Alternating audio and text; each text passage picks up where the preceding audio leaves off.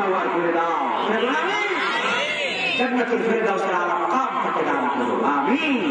গোটা আফ্রিকাতে, গোটা ইউরোপে ইসলামের বাতিকে তিনি প্রজ্বলিত করেছেন এবং খ্রিস্টানদের মধ্যে দিনের দাওয়াত তিনি দিয়েছেন এই শেখ আহমদ দিদার, সুবহানাল্লাহ।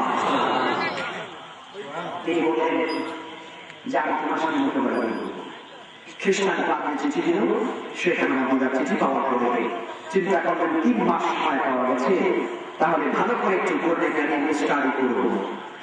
তার বোঝা যায় মুসলমানদের সময় পাইলে কি পড়ে, কোরআন পড়ে, জোরে কোরআন কি পড়ে।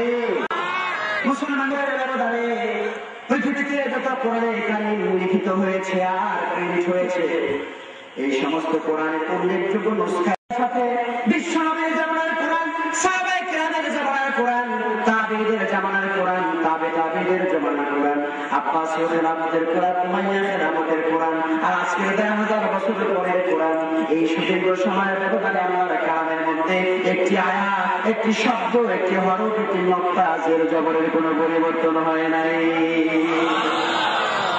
আমার ভাইরা, শেখ আহমদ দিদার যখন দেখলেন আমার আল্লাহর কালামের মধ্যে কোনো পরিবর্তন নাই, যেমনটা বিশ্বনবীর কাছে এসেছে তেমনটা আজও আছে, তিনি আশ্চর্য হয়ে গেলেন, আনন্দে তিনি নেচে উঠলেন, তিনি বিশ্বাস করতে লাগলেন আমার আল্লাহর কালামের কোনো পরিবর্তন হয় না, সুতরাং আমি খ্রিস্টান পাপড়ির সাথে মোকাবেলা করতে পারবো।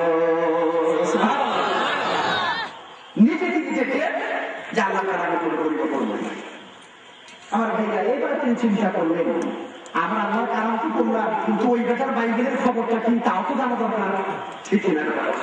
কারণ বিতর্ক করতে হলে নিয়মই হলো নিজের সাবজেক্টের পাশাপাশি বিরোধী পক্ষের সাবজেক্ট যেটা ওটাও ভালো করে করতে হবে, তাহলেই তুমি বিতর্ক অনুষ্ঠানে করতে পারবে। সেটা আমার চিন্তা করবে, তাহলে আমার আল্লাহর কালাম তো আমি দেখলাম, আমার আগের মান ছিল কোনো পরিবর্তন নাই, তারপরে আমি চাক্ষুষ দেখে নিলাম, তো তোমার বাইবেলের খবরটা কি আমার জানা দরকার। এবার তিনি চলে গেলেন, যেহেতু বাইবেলের অনুসারী খ্রিস্টানরা বেশি বসবাস করে কোথায়, ইউরোপে বেশি। ইউরোপে গেলেন তিনি বাইবেলের সংগ্রহ করতে। ইউরোপে ঢোকার পরে তিনি একটা বাইবেল পেয়ে গেলেন, তার নাম হলো ওল্ড টেস্টামেন্ট। তার নাম কি? Old testament. তার নাম হলো পুরাতন বাইবেল। আশ্চর্য হয়ে গেলেন, ব্যাপার কি বাইবেল আবার পুরাতন আছে না? যখন দেখলেন যে ওল্ড টেস্টামেন্ট পুরাতনটা পাওয়া গেছে, তার মানে নতুনও একটা কি ঠিক না? এবারে তিনি চিন্তা করেন যেহেতু পুরাতন মানে একটা পাওয়া গেছে, সুতরাং নতুন মনে হয় একটা আছে। ওল্ড টেস্টামেন্ট বাইবেল নিজের মুছে নিলেন।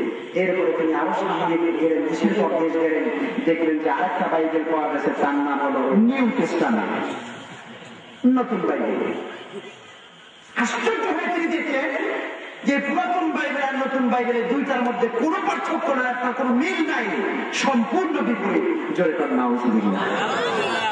এই পুরাতন বাইবেল আর নতুন বাইবেল সম্পূর্ণ বিপরীত, একটার সাথে আরেকটার কোনো মিল নেই। শেখ আহমদ দিদারের উৎসাহ আরো বেড়ে গেল, আরো তিনি সামনে যেতে লাগলেন। কিছু দূর যাওয়ার পরে তিনি আরেকটা বাইবেল পেলেন, তার নাম হলো মার্ক। বাইবেলটার নাম কি? মার্ক। মার্ক হলো একজন খ্রিস্টানের নাম। ওই খ্রিস্টান বাইবেল দেখছে, তার নামে বাইবেলের নাম হয়ে গেছে মার্ক বাইবেল। আমার ভাইরা, মুসলমানদের এই কোরআনে কারীম কোন ব্যক্তির নাম নাই। বর্তমান পৃথিবীর শ্রেষ্ঠ কারি আল্লামা আব্দুর রহমান সুদাইস, যিনি কাবার আদমে দাঁড়িয়ে যখন নামাজ পড়েন, মনে হয় যেন হারাম শরীফের প্রত্যেকটা ইটের ভেতরে থেকে কোরআনে কারীমের তেলাওয়াতের সুর বের হয়। জোরে কোন সুবহানাল্লাহ।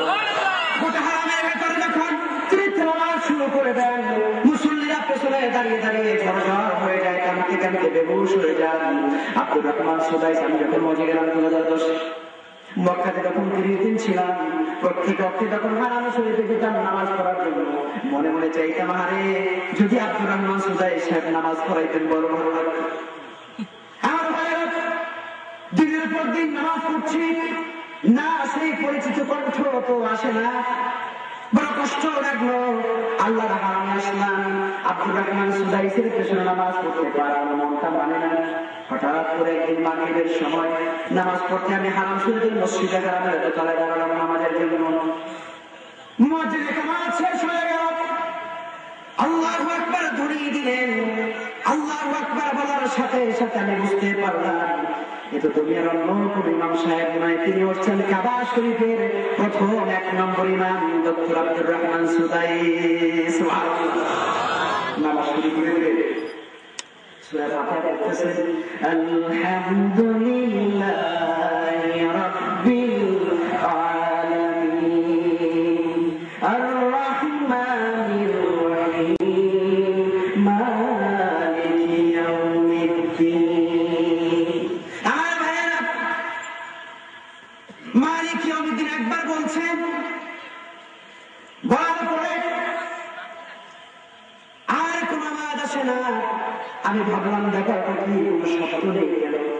মালিক ইয়াউমিদ্দিন বললেন, আর কোন শব্দ আসে না, সমস্ত লক্ষ লক্ষ মুসল্লিরা দাঁড়িয়েছেন আমাদের মধ্যে।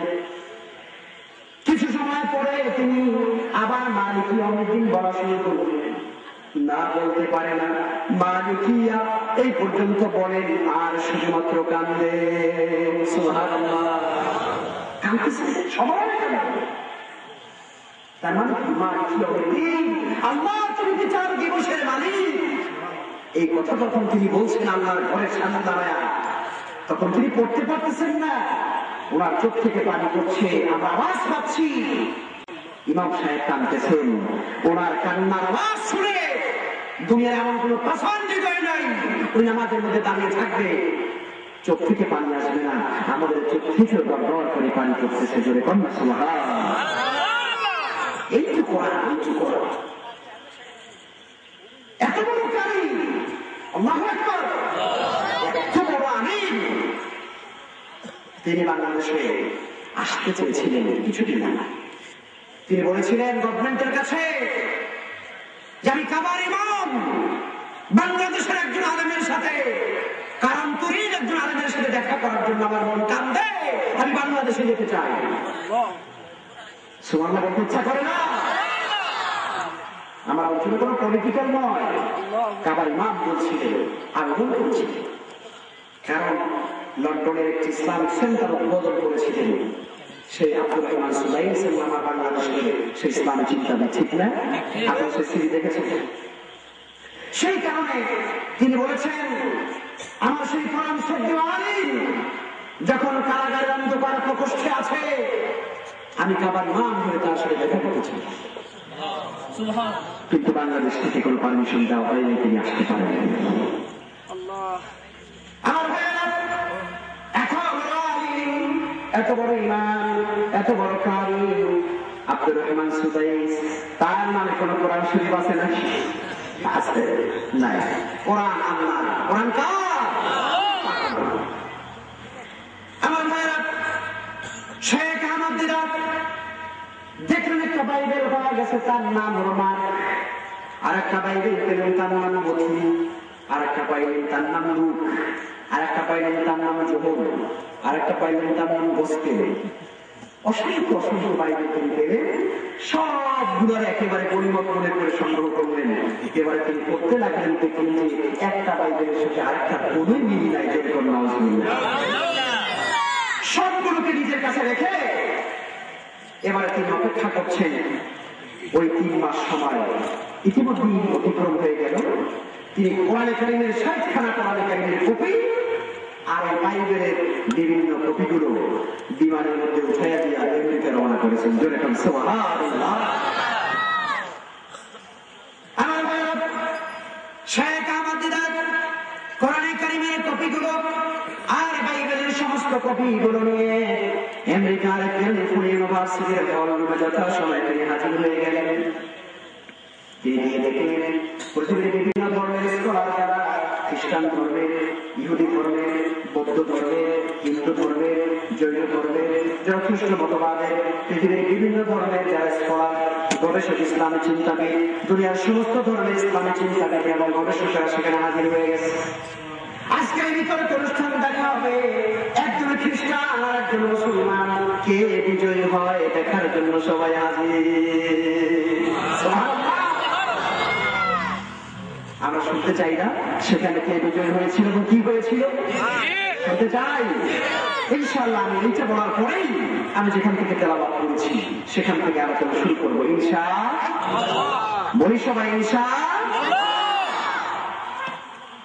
যথাসময় অনুষ্ঠান শুরু হয়ে গেল। অনুষ্ঠানের সভাপতি হচ্ছেন সেই খ্রিস্টান পাদ্রী যিনি দাবি করেছেন যে এই পৃথিবীতে আল্লাহর কোন বাণী থাকলে তার নাম বাইবেল, আর মুসলমানদের কোরআন হচ্ছে মুহাম্মদ এবং জিবরাইলের বানানো কিতাব। নাউজুবিল্লাহ। সেই খ্রিস্টান পাদ্রী আজকে সভাপতি। তিনি সভাপতি হিসাবে প্রথমেই উদ্বোধনী ভাষণ তিনি দিলেন।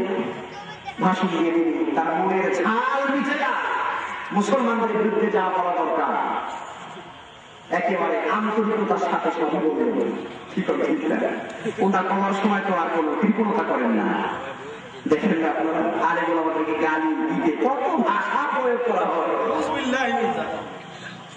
এত জঘন্য ভাষা। একটু আগেই বলেছি এই জিহ্বাটা দিয়েছেন কে? সেই জিহ্বা দিয়ে তুমি একজন আলেমকে, আল্লাহর কোন নৈকট্যপ্রাপ্ত প্রিয় বান্দাকে গালি দিবে? ওই জিহ্বা দিয়ে যা বলবে তুমি কিয়ামতের দিন অবশ্যই তোমার প্রত্যেকটা গালির হিসাব তোমাকে দিতে হবে, ঠিক কিনা বলে? সুতরাং আমার এই জিহ্বাটাকে আমরা সংযত করব। আলিম দেখলেই জঙ্গি যায়, জঙ্গি মরবা মরবা না, আলিমদেরকে করে মনে করবেন না। কারণ এই পৃথিবীতে যা কিছু ভালো, যা কিছু কল্যাণকর তা শিখিয়েছে আমাদেরকে আলিমরা, ঠিক কিনা বলে? আলিমরা ছাড়া ন্যায়ের সত্যের কথা পৃথিবীতে বলে। শেখ আহমদ দিদার দেখলেন সভাপতি সাহেব খ্রিস্টান পাদ্রী মনের মতো ঝাল মিটায় বক্তব্য দিলেন। তিনি কিছুই বললেন না। তিনি পাশে বসে নিচে বসে মাথা নিচু করে বক্তব্যটা শুনলেন, সম্পূর্ণ শুনলেন। শোনার পরে এবার আল্লাহর বান্দা দাঁড়িয়ে গেলেন। দাঁড়িয়ে বললেন, সে সভাপতি সাহেব, খ্রিস্টান পাদ্রী, আপনার বক্তব্য যদি শেষ হয়ে থাকে তাহলে আমি আল্লাহর গুনাহগার বান্দা শেখ আহমদ দিদার আপনাকে প্রশ্ন করতে চাই, অনুমতি আছে কিনা? খ্রিস্টান পাদ্রী বললেন, অবশ্যই অনুমতি আছে, আপনি প্রশ্ন করবেন। শেখ আহমদ দিদার বললেন, আপনার বক্তব্য যদি সঠিক হয়ে থাকে, আপনি দাবি করেছেন এই পৃথিবীতে আল্লাহর বাণী হলো শুধুমাত্র বাইবেল, আর মুসলমানদের কিতাব কোরআন হলো বানানো যদি সত্য হয়ে থাকে, আমি জানতে চাই আপনার কাছে এই বাইবেল আল্লাহর কিতাব, এটা আল্লাহ পাক নাযিল করেছেন, এই কথাটি আপনার সামনে যে একখান বাইবেল আছে, এই বাইবেলের কোন জায়গায় কত পৃষ্ঠার মধ্যে বলা হয়েছে আমাকে দেখাইয়া দেন। কথা বুঝতে পেরেছেন? কি বলেন? আপনার বাইবেল যে আল্লাহ নাযিল করেছেন সেই কথাটা আপনার বাইবেলের মধ্যে কোন জায়গায় কত নম্বর পৃষ্ঠায় বলা আছে আমাকে দেখেন। তার মানে আমাকে প্রমাণ দেন, আমাকে ডকুমেন্টস দেন। এবারে খ্রিস্টান পাদ্রী মোড়ামুড়ি শুরু করছে। এখন সে বলে যে হ্যাঁ ঠিকই, আপনি এটা সুন্দর প্রশ্ন করেছেন, তবে আমার বাইবেল যেটা আমার হাতে আছে এই বাইবেলের মধ্যে এই ধরনের কোন ডকুমেন্টস নাই। তারপর আমরা বলবো যে বাইবেল আল্লাহ নাযিল করেছেন। জোরে করে নাউজুবিল্লাহ। আমাদের এলাকাতে বরিশালে, আমার বাড়ি বরিশাল, তো বরিশালে আঞ্চলিক কথা আছে, বিচার মানি। দেখে আপনারা জানেন কিনা, পরে বিচার মানি, তবে হ্যাঁ উদাহরণ দিতে তাল গাছ আবার বিচার মানি, তবে তাল গাছ আমার। বাইবেল আল্লাহ নাযিল করেছেন এর কোনো প্রমাণ আমার কাছে নাই, তবে তারপরও আমি বলি বাইবেল আল্লাহ নাযিল করেছেন। নাউজুবিল্লাহ। আমার ভাইরা, দুনিয়াতে কোন প্রমাণ ছাড়া, কোন ডকুমেন্টস ছাড়া কোন মানুষের কাছে কোনো কিছু গ্রহণযোগ্য নয়, ঠিক কিনা? মিথ্যা প্রমাণ দিয়ে, মিথ্যা ডকুমেন্টস দিয়ে কোন কিছু পৃথিবীতে প্রতিষ্ঠা করার চেষ্টা করা হলে তা কোনোদিন টিকে না, ঠিক কিনা? আমি আর কিছু বলতে চাই না।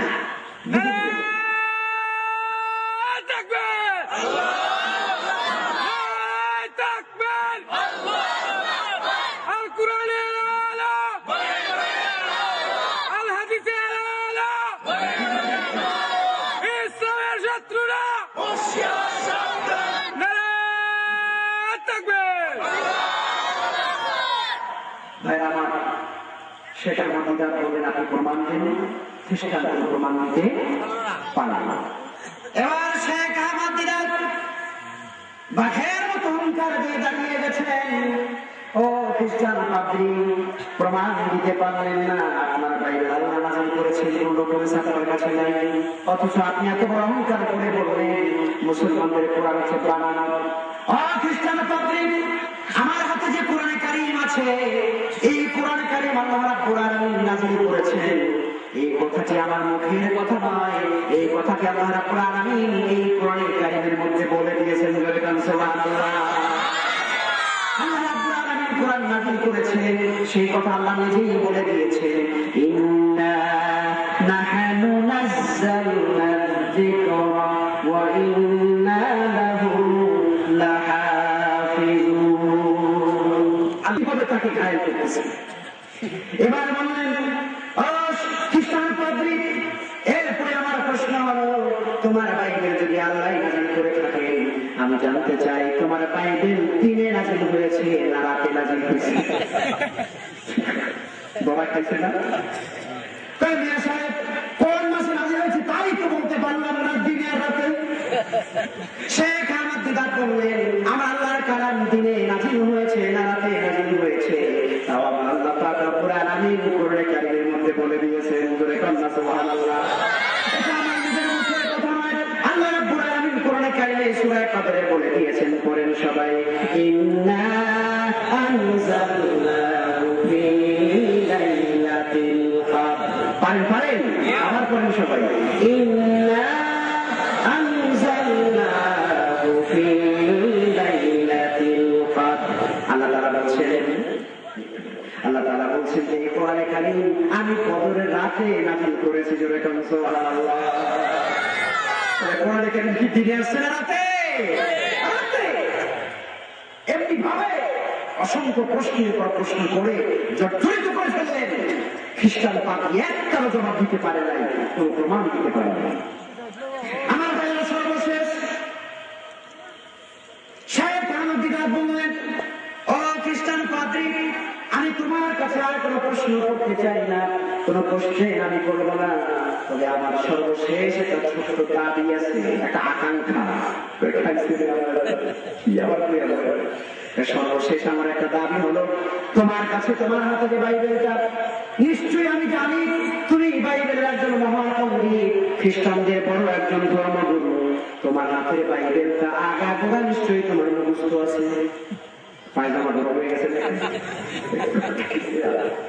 বাইবেল মুখস্থ আছে। এখন বলতেছে যে এই বাইবেলটা নিশ্চয়ই তোমার মুখস্থ। আজকে বিশাল হলরুমে অসংখ্য অডিয়েন্স, বিভিন্ন ধরনের স্কলার যারা এসেছেন, আমি সবার সম্মানার্থে বলতে চাই, দয়া করে তুমি তোমার এই বাইবেলটা একটু আমাদের সবার জন্য মুখস্থ করে শোনায় দাও, মুখস্থ শোনায় দাও। জোরে কোন সুবহানাল্লাহ। বাইবেল তো তোমার মুখস্থ আছে, আমাদের শোনাও। এখন খ্রিস্টান পাদ্রী মহাপদে বসতে এতক্ষণ যা করছিল তো একটা ছিল, এখন আমার মাথা তো আসমান ভেঙে বসছে, এখন সেটা সম্ভব না। খ্রিস্টান পাদ্রী বলো, ও শেখ আহমদ দিদার, লাগলে প্রশ্ন করো, তবে এই ধরনের কোন আব্বা আমার কাছে করবো না, কারণ কি আমি বাইবেল মুখস্থ জানি না। ঠিক আছে, তাহলে আমি কিছু কমাই দিলাম, পুরাটা মুখস্থ শোনাইতে পারবা না, অর্ধেকটা শোনাও। ঠিক কি করে দিলাম, হাত করে দিলাম, অর্ধেক শোনাও। রাত থেকে মুখস্থ নাই, 4 ভাগের 1 ভাগ, তাও পারবো না। সর্বশেষ তোমার জন্য সুযোগ হলো, বাইবেলের যে কোনো জায়গা থেকে একটা পৃষ্ঠা আগাগোড়া মুখস্থ শোনায় দাও, একটা পৃষ্ঠা শোনাও। তাও আমি মুখস্থ নাই, একটা পৃষ্ঠাও মুখস্থ নাই। সেটা আমার দিদা বাঘের মতো খেপলেন, তিনি দাঁড়িয়ে বললেন, ও খ্রিস্টান পাদ্রী, তোমার এত বড় অহংকার, বাইবেল আল্লাহর কিতাব আর মুসলমানদের কোরআন বানান তুমি দাবি করেছো, অথচ তোমার বাইবেলের একটা পৃষ্ঠা মুখস্থ শোনাইতে পারবে না। তোমরা যদি চাও শুনতে যদি আগ্রহ প্রকাশ করো, আমি 60 বছরের বৃদ্ধ শেখ আহমদ দিদার, কয় বছরের? 60 বছর। 60 বছরের বৃদ্ধ শেখ আহমদ দিদার, তোমরা যদি শুনতে চাও, আমি আল্লাহ পাক রব্বুল আলামিনের কালাম 30 পারা কোরআন আমি এক পায়ে দাঁড়াইয়া শুনাইয়া দেব।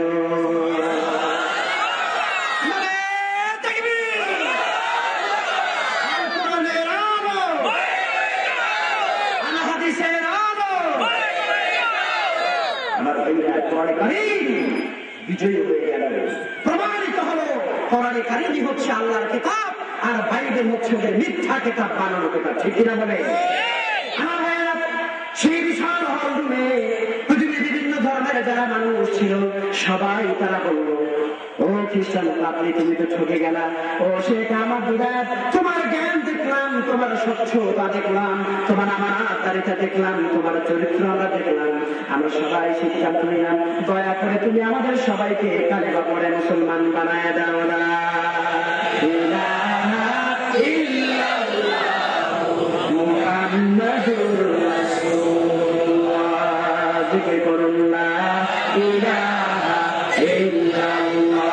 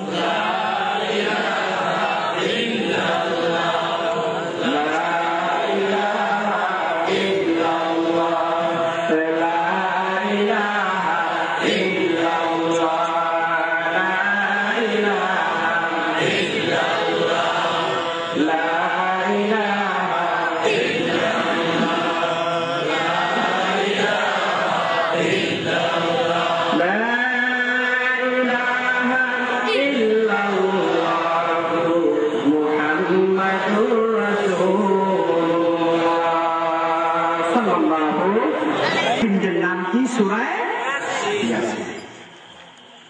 সেই সূরা ইয়াসিন আল্লাহ রাসূল বলেছেন, মান ক্বারা ইয়াসিন ফি লাইলাতিন আসবাহা মাগফুরান লাহু।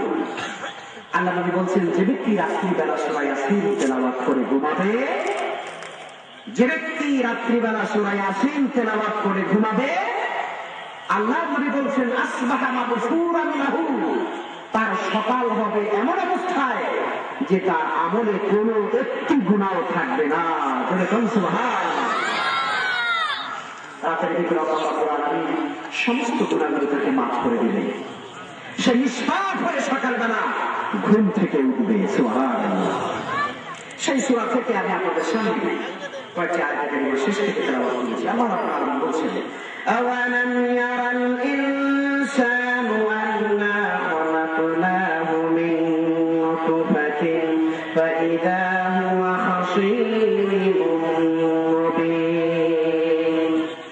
ইরশাদ হচ্ছে, আওয়ালাম ইয়ারাল ইনসান, মানুষেরা কি লক্ষ্য করে না, মানুষেরা কি একটু দেখে না, আন্না খালাকনাহু মিন নুতফা, আমি মানুষকে সৃষ্টি করেছি এক ফোঁটা নাপাক পানি থেকে, শুক্র বিন্দু থেকে, নাপাক পানি থেকে। ফাইযা হুয়া খাসীরুম মুবিন, আর হঠাৎ করে সেই মানুষটি আমার সম্পর্কে তর্ক বিতর্ক শুরু করে দিল। যখন আমাদেরকে সৃষ্টি করছে কে? জোরে বলতে হবে কে? আমরা তো বলি আল্লাহ সৃষ্টি করছে। আমাদের দেশের সমাজ বিজ্ঞানীরা বলে Dhaka university, Rajshahi university, Jahangirnagar university, Chittagong university, এই সকল ইউনিভার্সিটিতে সোশ্যাল সায়েন্স পড়ানো হয়, সামাজিক বিজ্ঞান একটা সাবজেক্ট। এই সামাজিক বিজ্ঞানের ভিতরে পড়া হয় থিওরি অফ ইভলিউশন, এটাকে বলা হয় বিবর্তনবাদ। থিওরি অফ ইভলিউশন, বিবর্তনবাদ। তার মানে হচ্ছে মূল কথা হলো এই যে মানুষ আসলে মানুষ ছিল না, মানুষ আসলে ছিল বানর। মানুষ আসলে ছিল কি? বানর। বানর মানে কি? আমরা কি মানকির জাত? আমরা কি বানরের জাত? বানর দেশের নাস্তিক এবং মুরতাদেরা, তারা আমরা যে আল্লাহ তাআলার সৃষ্টি এটা তারা মানতে চায় না। তারা বলে বিবর্তনবাদের মাধ্যমে বানর থেকে নাকি মানুষ তৈরি হয়েছে। জোরে করে নাউজুবিল্লাহ। তো জিজ্ঞাসা করা হলো, বানরের তো পিছে তো লেজ আছে, বানরের পিছে কি আছে? লেজ আছে না? মানুষের তো পিছনে তো লেজ শেষ নেই। আপনাদের আছে নাকি? কেন লেজ গেল কোথায়? ওরা বলতেছে লেজ গেল কোথায় জানো না? বানর থাকে গাছের ডালে, এক ডাল থেকে আরেক ডালে লাফালাফি করে এই লাফালাফি করতে করতে করতে করতে হঠাৎ করে তার লেজটা খসে পড়ে গেল, হঠাৎ করে সে মানুষ হয়ে গেল। জোরে কোনো নাউজুবিল্লাহ। দুনিয়ার সকল বাতিল জ্ঞান দিয়ে আল্লাহকে চেনা যাবে না। আল্লাহ রাব্বুল আলামিন বলছেন, মানুষেরা একটু লক্ষ্য করে দেখে না, আমি মানুষদেরকে সামান্য এক ফোঁটা শুক্রবিন্দু থেকে তৈরি করেছি। দুনিয়ার বাবা এবং মা দুজনের সম্মিলনের মাধ্যমে একজনের স্পার্ম আর একজনের ওভাম, একজনের স্পার্ম আর একজনের ওভাম, এই দুটো জিনিস সম্মিলিত হয়ে গেল, মিলিত হয়ে যাওয়ার পরে মায়ের পেটের ভেতরে জরায়ের ভেতরে রেখে ভেতরে আল্লাহ রাব্বুল আলামিন এই শুক্রবিন্দুকে সেখানে জায়গা করে দিলেন। আল্লাহ রাব্বুল আলামিন ওই জায়গাটার নাম করে দিলেন ফি কারারিন মাকিন, সুরক্ষিত প্রকোষ্ঠ। এই সুরক্ষিত প্রকোষ্ঠের ভেতরে ওই শুক্রবিন্দু যাওয়ার পরে 40 দিন পর পর এক সময় আলাকা, এক সময় মুদ্রা, এক সময় গামা, এক সময় লাগামা, এমন করে পরিবর্তন হয়ে হয়ে 10 মাস 10 দিন পরে একটা পূর্ণাঙ্গ মানুষ আল্লাহ রাব্বুল আলামিন মায়ের পেটে বানায়া দিলেন। ঠিক না? আমার মায়ের পেট থেকে আমরা সবাই আসছি না? মায়ের পেটের ভিতরে এই সন্তানগুলো বড় হলো, কে রাব্বুল আলামিন কে খাওয়াইলো সন্তানগুলোকে? ওই মায়ের পেটের ভিতরে 3টা পর্দার ভিতরে আমরা ছিলাম। কোরআন বলছে, আর আধুনিক যুগের বিজ্ঞানীরা বলতেছে মায়ের পেটের ভিতরে 3টা পর্দার ভিতরে সন্তানগুলো বড় হলো। সুবহানাল্লাহ। দুনিয়ার বিজ্ঞানে আমার নবী মায়ের খেদমতের কথা কয়বার বলছেন? 3বার। শুধু তাই না, মা, দুনিয়ার মা জননী এই সন্তানের জন্য বড় বড় 3টা কষ্ট করে। 1 নম্বর কষ্ট হলো এই সন্তানদের মায়ের পেটে থাকে 10 মাস 10 দিন পর্যন্ত এই সন্তানগুলোকে জীবন্ত একটা মানুষের পেটে আরেকটা জীবন্ত মানুষ, একটা বিরাট কষ্ট। আর ভূমিষ্ঠ করাবার সময় একটা কষ্ট, আর 2 বছর পর্যন্ত এই সন্তানকে দুধ পান করানোর জন্য আরেকটা কষ্ট। এই 3টা কষ্ট আমার মা, আপনার মা করে থাকেন। ঠিক না করেন? সেই জন্য বিশ্বনবী 1000 বছর আগে মায়ের খেদমতের কথা 3বার বলে গেলেন। সুবহানাল্লাহ। আমার ভাইরা, আল্লাহ রাব্বুল আলামিন বলছেন, মানুষরা একটু লক্ষ্য করে না, আমি মানুষদেরকে এই শুক্রবিন্দু থেকে তৈরি করেছি। তার মানে হলো আমার ভাইয়েরা, আপনাকে আমাকে আল্লাহকে চিনতে হবে যে আল্লাহ পাক আপনাকে আমাকে তৈরি করেছেন। আল্লাহর উপরে আস্থা এবং বিশ্বাস হারায় ফেললে চলবে না। ঠিক না বলে? মুসলমানদের আজকে সবচেয়ে বিপর্যয়, আল্লাহর গোলাম হওয়ার পরে, আল্লাহর বান্দা হওয়ার পরে তারা আল্লাহর উপরে বিশ্বাস এবং আস্থা তারা হারিয়ে ফেলে। ঠিক না? আমরা কি আল্লাহর উপরে আস্থা এবং বিশ্বাস হারিয়ে ফেলবো না? আমরা আল্লাহর উপরে আস্থা হারিয়ে ফেলবো, বরং যারা হারিয়ে ফেলে তাদের খবর আছে। ঠিক না? খবর আছে। মরে দেখো, মরে দেখো, কবরের মাটির নিচে দিয়ে দেখো যে আল্লাহ পাকের উপরে তোমরা আস্থা হারিয়ে ফেলেছো, আল্লাহর উপরে বিশ্বাসকে তোমরা বাদ দিয়েছো, মরার পরে তার শাস্তি তোমরা পাই পাই করে পাবে। ঠিক না বলে? মানুষ পাপ করে নামাজ না পড়ে সেটা একটা পাপ, তওবা করলে আল্লাহ মাফ করে দিবে। কিন্তু আল্লাহর উপরে বিশ্বাস নাই, তো বিশ্বাস কার উপরে আছে? আমার ভাইরা, আল্লাহর উপরে যার আস্থা এবং বিশ্বাস নাই তার বিশ্বাস মূলত শয়তানের উপরে। তার শয়তানের দোষর, শয়তানের তার সহযোগী। ওরা আল্লাহর উপরে বিশ্বাস নাই, শয়তানের উপরে তাদের বিশ্বাস। আমার সেজন্য বলতেছে, মানুষের লক্ষ্য করে দেখেন, আমরা তাকে সৃষ্টি করেছি, অথচ তারা তারা আমার সম্পর্কে ঝগড়া করে, তারা বিতর্ক করে, বিতর্ক করে, তারা বলে আল্লাহ বলে কিছু নাই। এই আয়াতে কারিমার মধ্যে আল্লাহ সুবহানাহু ওয়া তাআলা তাওহীদের কথা আপনারা বলেছেন। জোরে কোন সুবহানাল্লাহ। এই মহাবিশ্বের ভেতরে গোটা দুনিয়ার দিকে যেই দিকে নজর দেব, আপনি নজর দেবেন আমার আল্লাহর কুদরত ছাড়া আর পৃথিবীতে কিছু নাই। আল্লাহ তাআলা বলেন, ফারজিল বাসার, ও দুনিয়ার বান্দারা, তোমার দৃষ্টিকে আকাশের দিকে ফিরাও, হাল তারা মিন ফুতুর, আমার আকাশের মধ্যে কোনো ত্রুটি আছে নাকি? সুবহানাল্লাহ। আকাশের মধ্যে কোনো ভুল আছে? আমার আমার আকাশের মধ্যে কোনো ভুল দেখতে পাও? আল্লাহ আবারও বলতো সুম্মার যে আবার ফিরাও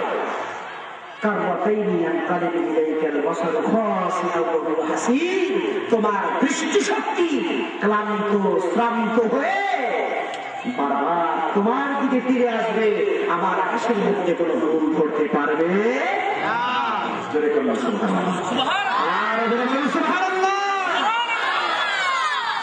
একজন দরবেশ সাহেব রাস্তা দিয়ে হাঁটতেছে, হাঁটতে হাঁটতে ক্লান্ত হয়ে গেছে। ক্লান্ত হওয়ার পরে কিছু দূর যাওয়ার পরে চিন্তা করছে একটু বিশ্রাম নেওয়া দরকার। বিশ্রামের জন্য একটা বট গাছের নিচে শুয়েছে, একটা বট গাছের নিচে শুয়া বিশ্রাম হচ্ছে। বিশ্রামের উপরের দিকে তাকিয়ে আছে, বট গাছের মধ্যে লাল ছোট ছোট বন। তো দরবেশ সাহেব মনে মনে চিন্তা করতেছে, আল্লাহ তোমার এই দুনিয়া কত সুন্দর, তোমার দুনিয়ার মধ্যে কোনো ভুল নাই, ত্রুটি নাই। কিন্তু আমার কাছে মনে হয় এই যে বট গাছটা তুমি বানাইছো, গাছটা কত বড়, ফলটা ছোট, তাল গাছ কত বড় বড় বড়, নারিকেল গাছ বড় বড় বড়, কিন্তু বট গাছটা এত ফলটা একেবারে ছোট। আল্লাহ আমার মনে হয় এই জিনিসটা একটু বেমানান হয়ে গেছে, অসুন্দর হয়ে গেছে, একটু ভুল হয়ে গেছে মনে হয় তোমার না। দরবেশ সাহেব চিত হয়ে শুয়ে শুয়ে মনে মনে ভাবতেছে বট গাছের ফলটা ছোট হয়ে গেছে।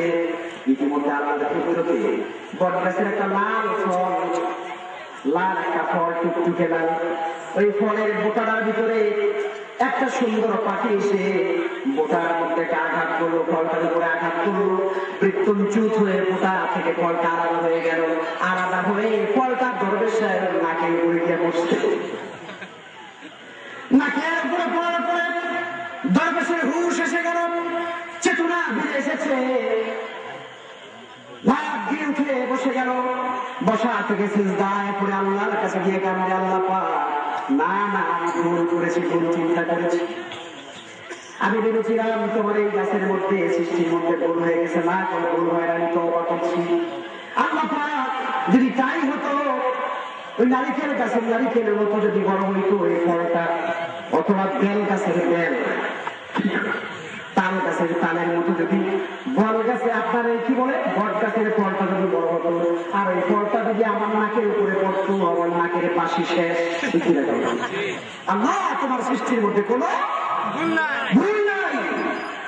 আমার ভাইরা, নাস্তিক ছাড়া, কপাল পোড়া ছাড়া কোন মানুষ আল্লাহকে অস্বীকার করে না, ঠিক না বলে? জাহান্নামী ছাড়া আল্লাহর উপরে কেউ আস্থা বিশ্বাস হারিয়ে ফেলে না। আকাশ, বাতাস, চন্দ্র, সূর্য, এই গ্রহ, এই নক্ষত্র, এই ধূমকেতু, হারিকা, এই গ্যালাক্সি, আলোকপুঞ্জ, কোটি কোটি ছায়াপথ, সব কিছুর মধ্যে আমার আল্লাহর নিদর্শন আছে, আছে কিনা বলে?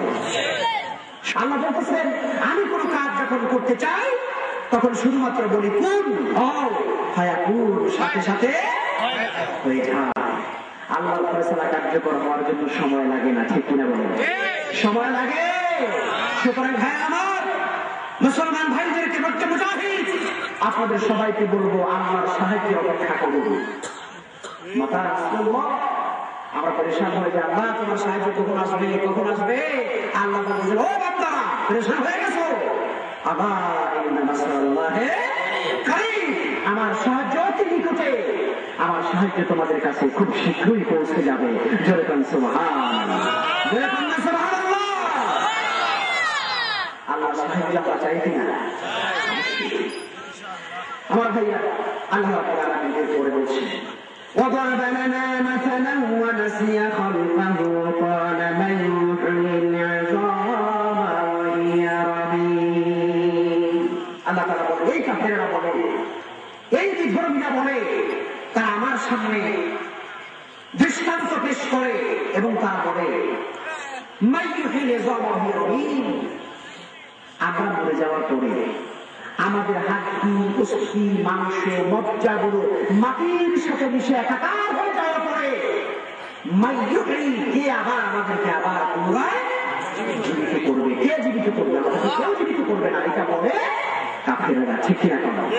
ও ভাইরা, আমরা মরে যাব, মাটির সাথে মিশে যাব, সেখান থেকে আমাদেরকে তৈরি করার মতো শক্তি কোন মহান সত্তা আছে না নাই? যে আছে কিনা? সেই মহান সত্তার নাম কি? এক আঙ্গুল উঁচা করে বলেন, নাম কি? তিনি আবার আমাদেরকে এই মাটি থেকে আবার তৈরি করে ফেলেন।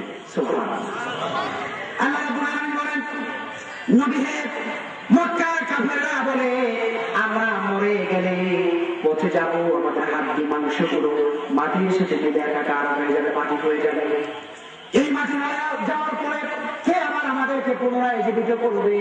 আল্লাহ রাব্বুল আলামিন তার নবীকে এবার জানিয়ে দিলেন, নবী আপনি বলে দেন, কুল ইউহয়িহাল্লাযী আনশাআহা আউওয়ালা মাররাতিন ওয়া হুয়া বিকুল্লি খালকিন আলীম। আল্লাহ তাআলা বলেন, নবী আপনি জানিয়ে দেন, ইউহয়িহাল্লাযী, ওই মহান সত্তা তোমাদেরকে জীবিত করবেন, ওই মহান সত্তা আবার তোমাদের জীবন দান করবেন।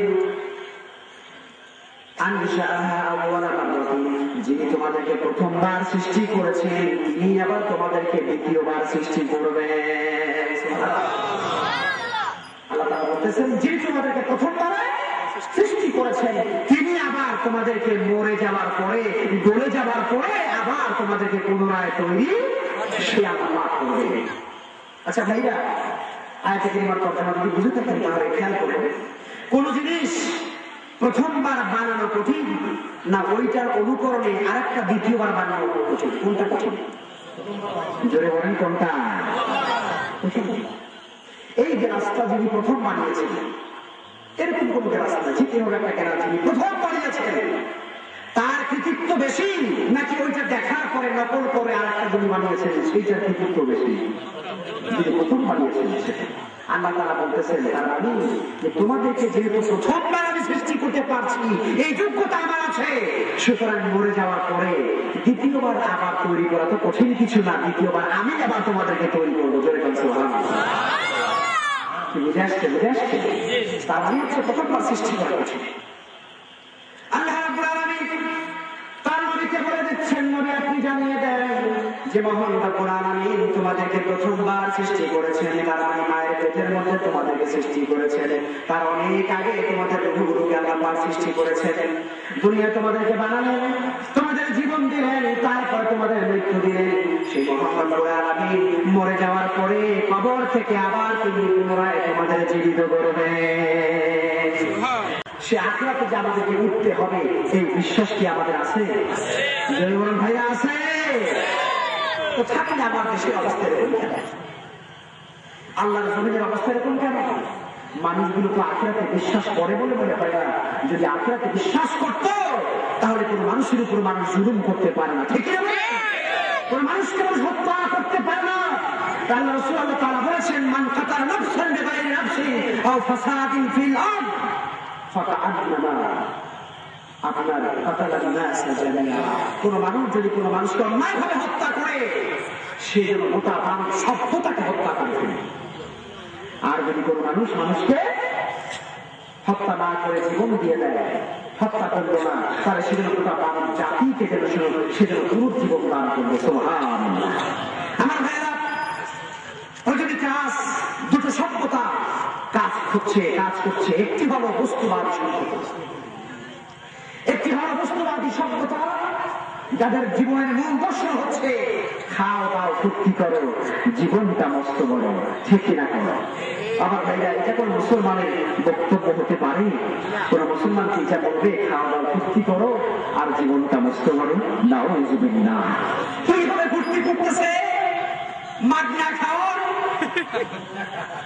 জাতি কোনদিন পায় নাই খাও, জনমের খাবার খা, লেট্রিনও বানায় দিচ্ছে, ওয়ান টাইম লেট্রিন, ব্রাহ্মমান টয়লেট, জনমের খাওয়া খায় আর ব্রাহ্মমান টয়লেটের মধ্যে পায়খানা করে, দিনের বেলা নাচানাচি করে আর রাতের বেলা হাজার হাজার জেনারেল বিচার হচ্ছে, ঠিক না? আমার ভাইরা, আমি আমার তরুণ ভাইদেরকে বলতে চাই, ভাইরা আমরা যারা তুমি আঘাত দিয়ে কথা বলতে চাই না, কিন্তু তোমাকে জানাতে চাই ইসলাম তোমার কাছে কি চায়। ইসলাম তোমার কাছে বিচার চায় না, ইসলাম তোমার কাছে এই ধরনের ফালতু কাম চায় না। ইসলাম চায় তোমার তারুণ্যকে তুমি ইসলামের জন্য কোরবানি করে দাও। ঠিক কিনা বলে? আল্লাহ রাসূল সাল্লাল্লাহু আলাইহি ওয়াসাল্লাম বলেছেন, কিয়ামতের দিন 7 শ্রেণীর মানুষ আল্লাহর আরশের নিচে জায়গা পাবে, ছায়া পাবে। তার মধ্যে এক শ্রেণী হচ্ছে ওই যুবক, যেই যুবক তার যৌবন কাল আল্লাহর ইবাদতে কাটায় দিয়েছে, সেই যুবক কিয়ামতের দিন আল্লাহর আরশের নিচে ছায়া পাবে। বলেন সুবহানাল্লাহ। সুতরাং যুবক ভাইদেরকে বলতে চাই, দুনিয়ার কোন মানব রচিত মানুষের তৈরি কোরআনের পিছনে ঘুরে ঘুরে তোমার জীবন নষ্ট করবে না। যে আমি আল্লাহর উপর ঈমান আনছি, সে বলে বনী ইসরাঈলরা যে আল্লাহর উপর ঈমান আনছে, আমি সেই আল্লাহর উপর ঈমান আনছি। জোরে করে আলহামদুলিল্লাহ। এইভাবে কি কোনো কালেমা করা যাবে না? আপনি কি বলতে পারবেন যে মুহাম্মদ সাল্লাল্লাহু আলাইহি ওয়াসাল্লাম যে কালেমার উপর ঈমান আনছে, আমিও সেই কালেমার উপর ঈমান আনছি? এটা না, বলতে হবে লা ইলাহা ইল্লাল্লাহ, সরাসরি আমি আল্লাহর উপর ঈমান আনছি। আমার ভাইরা, ফেরাউন বলল বনী ইসরাঈলরা যে আল্লাহর উপর ঈমান এনেছে, আমিও সেই আল্লাহর উপর ঈমান এনেছি। আল্লাহ তাআলা এর বলেন, ভীষণ খেয়াল করে শুনুন। আল্লাহ তাআলা বলতেছেন,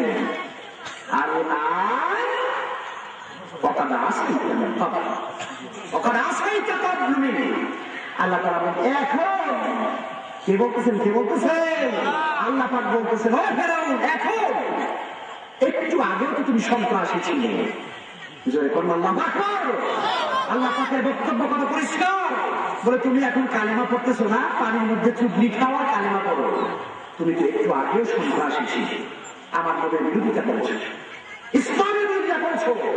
সুতরাং তোমাকে আমি রক্ষা করবো না। তোমার তওবা, তোমার কালিমা আমি আল্লাহর দরবারে কবুল। আর আল্লাহ রাব্বুল আলামিন বলে দিলেন, আল-ইয়াউমা নুনাজ্জিকা বিবাদানিক, ও ফিরআউন, আমি তোমার দেহকে মাটিতে খেতে দেব না, পানিতে খেতে দেব না, তোমার দেহটাকে আমি সংরক্ষণ করে রেখে দেব। গোটা দুনিয়ার কাফের মুনাফিকরা তোমার লাশ দেখে দেখে তারা শিক্ষা গ্রহণ করবে। ফিরআউনের লাশ আজও আছে কিনা বলে? আজও মিশরে আছে, মিশরে আজও আছে। কিন্তু আমার দুঃখ হয়, ওই মিশরের জমিনেও আজ কিছু নাস্তিকেরা লাফালাফি করতেছে। ঠিক কিনা? করো যেই সময় মিশরে আজ এই কোরআন কারীমের রাজ প্রতিষ্ঠা হওয়ার পথে, ঠিক কিনা? করো আজ থেকে 50 বছর আগে সেই মিশরের জালিম স্বৈরশাসক জামাল আব্দুল নাসের ইসলামী আন্দোলনের, বিশ্ব ইসলামী আন্দোলনের দুজন সিপাহসালার সৈয়দ কুতুব এবং আলহামদুলিল্লাহ, আমার ভাইরা, মুসলিম ব্রাদারহুড আজ মিশরের রাষ্ট্র শাসন ক্ষমতায় তারা অধিষ্ঠিত হয়েছে। যে মুহূর্তে কোরআন কারীমের শাসন সেই দেশে কায়েম হতে চলছে, সেই মুহূর্তেও কিছু চামচিকার বাচ্চা, নাস্তিকের বাচ্চা সংসদে যাবো। আল্লাহ পাক এই বাংলাদেশের সংসদে, পার্লামেন্টে কোরআন কারীমের আলো জ্বালিয়ে দিন। আমরা বলি আমিন। জোরে বলুন আমিন।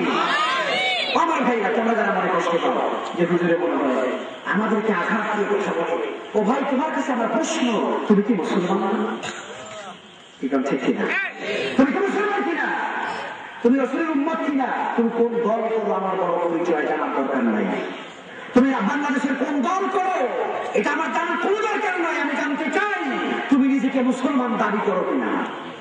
ঠিক কিনা? যদি মুসলিম পরিচয় দিতে চাও, তাহলে তোমাকেও চাইতে হবে বাংলাদেশের 56,000 বর্গ মাইলের সবুজ বাংলায় কোরআন কারীমের রাজ শাসন কায়েম হোক। ঠিক কিনা বলে? সুতরাং কিসের দলীয় আছে? রাজনীতি করে হুজুর, আসল কথা কি রাজনীতি হয়ে যায় নাকি? তো হুজুরের রাজনীতি করবে, রাজনীতি তোমরা করবা। কারণ রাজনীতি মানে হলো নীতির রাজা। রাজনীতি মানে কি? রাজার নীতি না, তাহলে হয় না, সমাজ হয় না। রাজনীতি মানে নীতির রাজা, আর এই পৃথিবীতে নীতির রাজার নাম বলে কোরআন। ঠিক কিনা বলেন? নীতির রাজার নাম বলে। সুতরাং কোরআন ওয়ালাদেরই এই জমিনে, আমার জমিনে রাজনীতি করার বৈধ অধিকার আছে, আর কার নাই। তোমরা শুধু শুধু না পাও, এই কয়েকদিনের লাফালাফির করে টের পাবা, কবরে, হাসরে, মিজানে পৌঁছাতে, আখিরাতে উঠলে পরে টের পাবা যে তোমাদের দুনিয়াতে তোমরা কি করেছো। প্রিয় বন্ধুরা, আমি আলোচনা করতে চাই না। আখিরাতের উপর আমাদের বিশ্বাস যাদের আছে, আমাদের সবাইকে আল্লাহর দরবারে কান্নাকাটি করতে হবে। আমাদের এই দুনিয়ার জীবনের গুনাহ খাতার জন্য আল্লাহর দরবারে মাফ চাইতে হবে। আল্লাহ যেন আমাদের সবাইকে মাফ করবে। আমরা সবাইকে গুনাহ করেছি, কি বলে ঠিক না? জোরে বলুন ঠিক কিনা? কিয়ামতের ময়দানে, হাসরের ময়দানে কোটি কোটি উম্মতেরা, সমস্ত মানুষগুলো তখন বিশ্বনবীর কাছে চলে যাবে, গিয়ে বলবো, ইয়া রাসূলুল্লাহ, হে আল্লাহর নবী, আপনি আমাদের জন্য দোয়া করুন, আমাদের বিচার ফয়সালা কায়েম করেন। বিশ্বনবী তখন সিজদায় পড়ে যাবেন হাসরের ময়দানে, নবী আমার কাঁদতে থাকবেন। আল্লাহ রাব্বুল আলামিন বলবেন, ও আমার হাবিব, আপনি কাঁদবেন না, আপনি আমার মাথা তুলে আপনি যা বলবেন আমি আল্লাহ তা মঞ্জুর করে নেব।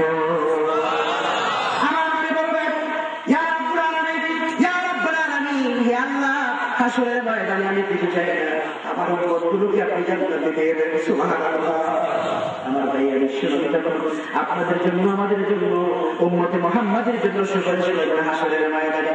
সমস্ত উম্মতের জন্য সুপারিশ হয়ে যাবে। ঈমানদার দেখে দেখে আমার জান্নাতে নিয়ে যাবে। সুবহানাল্লাহ। এরপরে সমস্ত নবীর উম্মতেরা জান্নাতে যাবে। আমার ভাইয়েরা, আয়েশা সিদ্দিকা রাদিয়াল্লাহু তাআলা আনহা, ফাতিমা রাদিয়াল্লাহু তাআলা আনহা, তারা বলতেন বিশ্বনবীর কাছে, ইয়া রাসূলুল্লাহ, ইয়া হাবিবাল্লাহ, কিয়ামতের ময়দানে, হাসরের ময়দানে কোটি কোটি মানুষ হাসরের ময়দানে থাকবে, আপনার উম্মতদেরকে আপনি কেমন করে চিনবেন? চিনবেন কেমন করে? সমস্ত মানুষ তো হাসরের ময়দানে থাকবে। আমার নবী বলতেছেন, ও ফাতিমা, আমার উম্মতদেরকে আমি চিনব, আমার উম্মতেরা হবে চাঁদ কপালের উম্মত। জোরে বলুন সুবহানাল্লাহ। চাঁদ কপালের উম্মত। চাঁদ কপালে গরু আছে না, ঘোড়া, গরু, এদের চাঁদ কপালে থাকে। কপালের উপরে সাদা একটা রেখা থাকলে ওইটাকে আমরা চাঁদ কপালে বলি। বিশ্বনবী বলতেছেন, এটা হাদিসের পরিভাষা, বুররাতুল হাদিদ আখারুন মিনাল উযু। বিশ্বনবী বলতেছেন যে আমার উম্মতের কপাল হবে চাঁদ কপাল। নবী বলতেছেন, আমার উম্মতেরা হাসরের ময়দানে সমস্ত উম্মত থেকে তারা আলাদা হবে, সমস্ত উম্মতের মধ্যে থেকে আলাদা হবে। নবী যুক্তি দিয়ে বলতেছেন, ও ফাতেমা, বিরাট একটা মরুভূমি ময়দান, এই মরুভূমি ময়দানের ভেতরে যদি অনেকগুলো ঘোড়া থাকে, সমস্ত ঘোড়াগুলো কালো, একটা ঘোড়ার কপালের উপরে যদি সাদা থাকে, ওই ঘোড়াটা আলাদা করে বের করা যাবে কিনা? তারা বলতেছেন, অবশ্যই করা যাবে। নবী বলতেছেন, আমার উম্মতেরা কিয়ামতের দিন হবে সমস্ত উম্মত থেকে আলাদা। আমার উম্মতের চেহারা যেই জায়গা দিয়ে তারা আল্লাহকে সিজদা দিয়েছে, ওযু করার সময় যে অঙ্গ প্রত্যঙ্গগুলো তারা ধৌত করেছে, কিয়ামতের দিন ওই জায়গাগুলো থেকে আল্লাহর নূর প্রকাশিত হয়ে যাবে। চেহারা থেকে নূর বের হবে, হাত থেকে নূর বের হবে, অঙ্গ প্রত্যঙ্গ থেকে নূর বের হবে। আল্লাহ বলতেছে, আমার উম্মতের নূর দেখে দেখে আমি তাদেরকে আল্লাহর জান্নাতে নিয়ে যাব। হাসরের ময়দানে যদি আমরা বিশ্বনবীর সুপারিশ চাই, তার শাফাআত যদি আমরা চাই, মুসলমান হিসাবে, ইমানদার হিসাবে, মানে পরে আমাদের এক নম্বর কাজ হলো 5 ওয়াক্ত নামাজ আমাদেরকে পড়তে হবে। ঠিক কিনা বলেন? 5 ওয়াক্ত নামাজ আমাদেরকে পড়তে হবে। আজকে মুসলমান আমরা আছি, কত মুসলমান ইমান ঠিক আছে, নামাজ না পড়লে, নামাজ না পড়লে ইমান ঠিক থাকে ভাইরা? না, নামাজ না পড়লে ইমান ঠিক থাকে না। বিশ্বনবী বলেছেন, মান তারাকা সালাতা মুতাআম্মিদান ফাকাদ কাফারা, যে ব্যক্তি ইচ্ছা করে নামাজ ছেড়ে দেয় সে কুফরি করলো। মান আকামাস সালাতা ফাকাদ আকামা দ্বীন, যে নামাজ কায়েম করলো সে দ্বীন কায়েম করলো। সুবহানাল্লাহ। সুতরাং আমরা যারা ভাইরা এখানে এসেছি, আলহামদুলিল্লাহ, আজকে মাহফিলে আপনাদের সবার কাছে আমি বিনয়ের সাথে আরজ করতে চাই, এই মাহফিল সার্থক হবে যদি আমরা সবাই 5 ওয়াক্ত নামাজি হয়ে যায়। ঠিক কিনা বলেন? রাজি আছেন সবাই? আল্লাহ তাআলা সবাইকে 5 ওয়াক্ত নামাজ পড়ার তৌফিক দিন। হাসরের ময়দানে বিশ্বনবী বলছেন, আউয়ালু মা ইউহাসাবু বিহিল আবদ ইয়াউমাল কিয়ামাতিস সালাহ, কিয়ামতের দিন বান্দার কাছে সর্বপ্রথম সুয়াল করা হবে কোন বিষয়ে? কোন বিষয়ে? নামাজের বিষয়ে। নামাজের বিষয়ে। বন্ধুরা, এই নামাজ ছাত্রীরা পড়তে হবে এবং সেই সাথে আমরা আপনাদের সবাইকে বলতে চাই, কোরআনে কারীম তেলাওয়াত করতে হবে। রাজি আছেন না? হ্যাঁ, কি মানুষ মরে গেলে পড়বেন নাকি? আমরা সওয়াবের আশায় করি, আলহামদুলিল্লাহ, কোরআন তেলাওয়াত করলে সওয়াব হয় নিশ্চয়ই, কিন্তু এই কোরআনে কারীম বোঝার দরকার আছে না? কোরআনে কারীমের মধ্যে আল্লাহ রাব্বুল আলামিন মানব জীবনের সমস্ত কথা বলেছেন, সেইটা আমাদেরকে বুঝতে হবে। আজকে আমরা কোরআন বুঝি না দেখেই তো আমরা আলেম ওলামাদের বিরোধিতা করি। আলেমরা আবার রাজনীতি করে, ঠিক কিনা? কেন আলেমরা রাজনীতি করে? আলেমদের কোনো ব্যক্তিগত রাজনীতি নাই। কোন আলেম কি বলে আমার বাবার কথা শুনলে, আমার বাবার আবার শুনে আসছে আপনাদের কাছে? বলে? আলেমরা বলে আমরা চাই এই কোরআন কারীমের শাসন। সুতরাং আলেমদের কথা ঠিক আছে কি নাই এটা বোঝার জন্য আপনাদেরকে কোরআন পড়া দরকার, কোরআন বোঝা দরকার, কোরআন অধ্যয়ন করা দরকার, অনুশীলন করা দরকার, বেশি বেশি কোরআন স্টাডি করা দরকার। সম্মানিত ভাইরা আমার, সেই জন্য আমি আপনাদের ক্ষেত্রে আওয়াজ করতে চাই, 1 নম্বরে হলো 5 ওয়াক্ত নামাজ আমরা পড়বো আখিরাতের নাজাতের জন্য। কারণ আসসালাতু মিফতাহুল জান্নাহ, জান্নাতে যেতে হলে চাবি লাগবে, আর জান্নাতের চাবি হলো সালাত। এই সালাত পড়তে হবে আর জান্নাতে যাওয়ার জন্য চলা। আমার কথা নয়, বিশ্বনবী বলতেছেন, আল্লাহ নবী বলেন, মান কারাআল কুরআন ফাস্তাজহারাহু ফাহাল্লা হালালাহু ওয়া হারামা হারামাহু আদখালাহুল্লাহুল জান্নাহ। আল্লাহ নবী বলেন, যিনি কোরআন পড়ে কোরআন কারীমের এই কথাগুলোকে দুনিয়ার মানুষের মধ্যে জাহির করে দেয়, প্রকাশ করে দেয়, ওয়া হাল্লা হালালাহু, কোরআনের হালালকে হালাল হিসেবে গ্রহণ করে, ওয়া হারামা হারামাহু, আর কোরআনের হারামগুলোকে হারাম হিসেবে বর্জন করে বাদ দিয়ে দেয়। আমার নবী বলতেছেন, তার রেজাল্ট হলো আদখালাহুল্লাহুল জান্নাহ, আল্লাহ পাক তাকে জান্নাতে ঢুকিয়ে দেবে। জান্নাতে যাওয়ার গ্যারান্টি হলো কোরআন, আর জান্নাতে যাওয়ার চাবি হলো নামাজ। জান্নাতে যাওয়ার গ্যারান্টি হলো কোরআন, আর চাবি হলো নামাজ। দুইটা আমল পাওয়া গেছে ভাই ইনশাআল্লাহ। আল্লাহ তাআলা আমাদের সবাইকে আমল করার তৌফিক দান করুন, বলুন আমিন। আর জোরে বলুন আমিন। লা ইলাহা ইল্লাল্লাহ,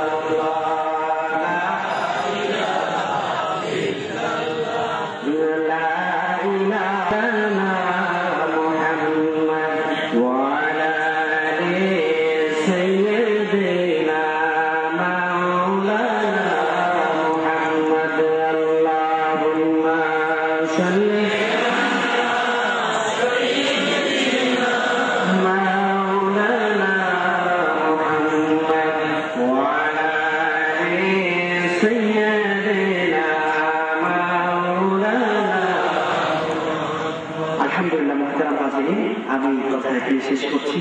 আমরা একটা দোয়া করি সবাই মিলে, কি বলেন? ভালো হয় না?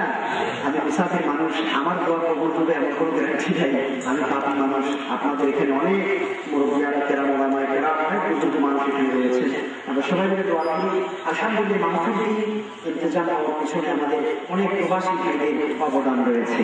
একজন প্রবাসী ভাই আমার সাথে মোবাইলে কথাও বললেন, আমার কাছে দোয়া চাইলেন, আমার স্ত্রী অসুস্থ, সেই জন্য দোয়া চাইলেন, এবং এই মাহফিলের জন্য তার অনেক অবদান। সে ওই বিদেশে বসে সে মাহফিল কায়েম করার জন্য অনেক পরামর্শ দিচ্ছে, অর্থ দিচ্ছে, আলহামদুলিল্লাহ। তো প্রবাসী ভাইদের জন্য আমরা দোয়া করি, যারা এই মাহফিলে সহযোগিতা করছেন অথবা এমনিও যারা, বিশেষ করে আপনাদের কাছে আমি দোয়া চাই, আল্লাহ নবী গোলাম হিসাবে আপনারা দোয়া করবেন। এই সত্য কথাগুলো, সঠিক কথাগুলো তো বলতে পারি না, বলতে গেলে আমাদেরকে ভয় দেখানো হয়, আমাদেরকে মেরে ফেলা হবে, এই করা হবে, সেই করা হবে। তো আল্লাহর উপরে ভরসা করে আমরা কথা বলে যাচ্ছি। আলহামদুলিল্লাহ, জীবনে তো মানুষের মরণ তো একবারই আসে, ঠিক কিনা? মৃত্যু একবারই আসবে। ربنا ظلمنا أنفسنا وإن لم تغفر لنا وترحمنا لنكونن من الخاسرين ربنا آتنا في الدنيا حسنة كما ربياني صغيرا আরশ আজিমের মালিক, খানায় কাবার প্রভু, আমাদের জীবন মরণের মালিক আল্লাহ তাআলা আরশ আজিম থেকে রহমতের নজরে আমাদের দিকে তাকিয়ে দেখো। আল্লাহ তাআলা আজকের তাফসীরে মাহফিলে তোমার বান্দারা হাজির হয়েছে। আল্লাহ তাআলা দীর্ঘ সময় গুনাহগার তোমার কালাম থেকে, তোমার হাবিবের হাদিস থেকে কিছু আলোচনা করেছি। রব্বুল আলামিন আমাদের তামাম আলোচনাগুলোকে কবুল আর মঞ্জুর করে নাও। আল্লাহ তাআলা আমাদের এই আলোচনার ওসিলায়, দরুদ ও সালামের ওসিলায় আমাদের সকলের তামাম জিন্দেগির গুনাহ খাতা মাফ করে দাও। আল্লাহ তাআলা সারা জীবন অসংখ্য গুনাহ করেছি, আমাদের গুনার কোনো সীমা পরিসীমা নাই। আল্লাহ তাআলা আল্লাহ তাআলা তোমার দরবারে ফরিয়াদ করি, আল্লাহ আদম আলাইহিস সালাম থেকে শুরু করে আজ পর্যন্ত দুনিয়া থেকে বিদায় নিয়ে যারা ইমানদার মুমিন মুমিনা অন্ধকার কবরে শুয়ে আছে, আল্লাহ তামাম দুনিয়ার মুমিন মুমিনাদেরকে তুমি মাফ করে দাও। আল্লাহ খাস করে জান্নাতুল বাকি, জান্নাতুল মুআল্লা, শুহাদা উহুদ, শুহাদা কারবালা, শুহাদা বদর, শুহাদা খন্দকে যারা ঘুমিয়ে আছেন তামামদেরকে আল্লাহ তুমি ক্ষমা করে দাও। আল্লাহ খাস করে তোমার দরবারে ফরিয়াদ, তোমার এই পৃথিবীতে বিভিন্ন ভূখণ্ডে আল্লাহ তোমার দিন প্রতিষ্ঠার জন্য যুগে যুগে যারা শাহাদাত বরণ করেছে আল্লাহ ওই সকল শহীদদেরকে আল্লাহ তুমি জান্নাতুল ফেরদাউস নসিব করে দাও। আল্লাহ তোমার দরবারে ফরিয়াদ, বাংলাদেশে তোমার দিন কায়েমের জন্য আয় আল্লাহ কত পাগল মানুষেরা আয় আল্লাহ তোমার দিনের জন্য একাত্তর জীবন বিলিয়ে দিচ্ছে। আল্লাহ গো ওই সকল শহীদদেরকে তুমি ক্ষমা করে দাও। নির্মম ভাবে হত্যা করা হয় তোমার বান্দারে বান্দাদেরকে। আল্লাহ তোমার দরবারে ফরিয়াদ করি এই সকল শহীদ ভাইদেরকে আল্লাহ তুমি শাহাদাতের দরজা দান করো। আল্লাহ তুমি তাদেরকে জান্নাতুল ফেরদাউসের মেহমান বানায় না। আল্লাহ তারা খাস করে আমাদের আব্বা আম্মা দাদা দাদি নানা নানি আত্মীয় স্বজন ভাই ব্রাদার ওস্তাদ শাগরে আপন জন বন্ধু জন দিনী ভাই যারা দুনিয়া থেকে বিদায় নিয়ে কবরে চলে গেছে আল্লাহ দয়া করে মেহেরবানি করে তাদের সবাইকে কবর করে দাও। আল্লাহ সকলের কবরকে জান্নাতুল ফেরদাউসের সুড়ঙ্গ বানায়া দাও। আল্লাহ তোমার দরবারে ফরিয়াদ করে এই মাহফিল যারা আয়োজন করেছেন আর মাহফিল শুনতে যারা এসেছেন আমাদের দিন মুসিবতের সময় এই মাহফিল আমাদের সকলের জন্য নাজাতের ওসিলা বানায়।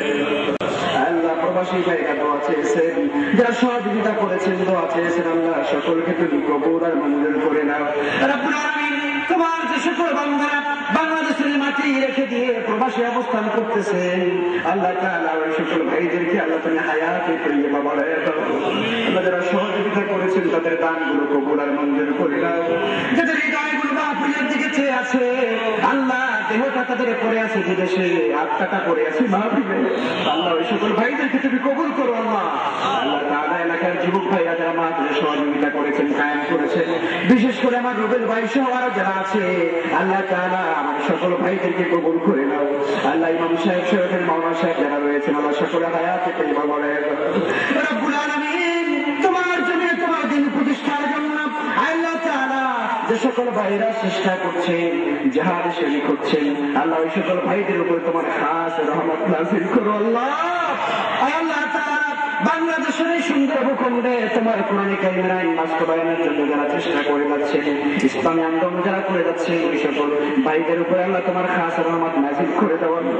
আল্লাহ মাজলুম উলামায়ে কেরামের উপর আল্লাহ তোমার রহমত নাযিল করে দাও। আল্লাহ তোমার দরবারে ফরিয়াদ আল্লাহ আমরা যা শুনলাম যেন আমল করতে পারি আমাদের বাকি জীবন আল্লাহ তোমার পথে পরিচালনা করার তৌফিক আমাদের সবাইকে দান করো। আল্লাহ তাআলা আমাদের সকলের মনের নেক আশাগুলো পুরো করে দাও। আল্লাহ আমাদের যে সকল ভাইরা পরীক্ষা দিচ্ছে দাখিল এবং এসএসসি আল্লাহ ওই সকল পরীক্ষার্থী ভাইদেরকে কামিয়াব করে দাও। আল্লাহ আল্লাহ তাআলা তুমি বাংলাদেশে তোমার দিন কায়েম করে দাও। আল্লাহ এই দেশের উপরে তোমার খাস রহমত নাযিল করো। গোটা পৃথিবীর মুসলমান ভূখণ্ডগুলোর উপরে আল্লাহ তোমার খাস রহমত নাযিল করো। প্যালেস্টাইনি মুসলমানদেরকে আল্লাহ তাআলা তুমি কবুল করো। কাশ্মীরের মুসলমানদেরকে আজাদি দিয়ে দাও। ইরাকে ফিলিস্তিনে আল্লাহ মুসলমানদের উপরে খাস রহমত নাযিল করো। রব্বানা তাকাব্বাল মিন্না ইন্নাকা আনতাস সামিউল আলিম ওয়া তুব আলাইনা ইন্নাকা আনতাত তাওয়াবুর রহিম। আল্লাহ তাআলা এই বড় এলাকার মধ্যে যত কবরবাসী আছেন সবাইকে মাহফিলের ওসিলায় জান্নাত দান করে দাও। ওয়া সাল্লাল্লাহু তাআলা আলা খায়রি খালকিহি ওয়া নূরি আরশিহি সাইয়্যিদিনা মুহাম্মাদিন ওয়া আলিহি ওয়া আসহাবিহি আজমাইন। সুবহানা রাব্বিকা রাব্বিল ইজ্জাতি আম্মা ইয়াসিফুন ওয়া সালামুন আলাল মুরসালিন ওয়ালহামদুলিল্লাহি রাব্বিল আলামিন। ওয়া জাআল আখিরা কালিমাতিনা